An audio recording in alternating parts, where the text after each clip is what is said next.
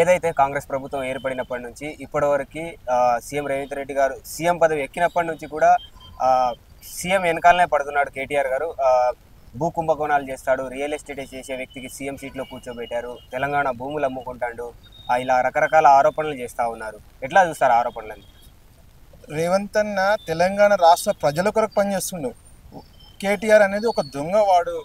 రాష్ట్రాన్ని దోచుకొని 1,00,000 కోట్ల రూపాయలు దోచుకొని ఈరోజు వాడు పెద్ద పెద్ద ఫామ్ హౌస్లు కట్టిండు. ఈరోజు రేవంత్ అన్న తెలంగాణ రాష్ట్రము సంక్షేమము, ప్రజల అభివృద్ధి, నిరుద్యోగము, ఉద్యోగ నిర్మూలన విషయంలో ఆయన కష్టపడి పనిచేస్తుండు.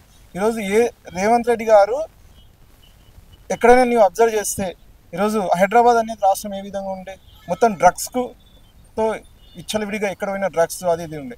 ఈరోజు తెలంగాణ రాష్ట్రంలో డ్రగ్స్ అనే మాట ఎత్తాడని కూడా భయపడుతుంది. కేటీఆర్ ఉన్నప్పుడు టీఆర్ఎస్ పాలనలో ఎక్కడ పోయినా హీరోలు కానీ హీరోయిన్లు కానీ డ్రగ్స్ తీసుకొని జల్సాలలో చేసేవాళ్ళు. ఈరోజు ఆ పాలన ఉందా? ఎక్కడన్నా నీ రాష్ట్రంలో ఎక్కడన్నా చూడు. ఈరోజు తెలంగాణ రాష్ట్రంలో యువకులు, విద్యార్థులు స్కూళ్ళలో కూడా టీఆర్ఎస్ పాలనలో స్కూల్లో అదేవిధంగా కాలేజీలలో ప్రతి దాంట్లో డ్రగ్స్ అనేది అలవాటు ఉండే. ఈరోజు అదే డ్రగ్స్ అనే దాన్ని రూపుమాపాలనే ఉద్దేశంతో ఆయన కంకణం కట్టుకొని ఉన్నాడు.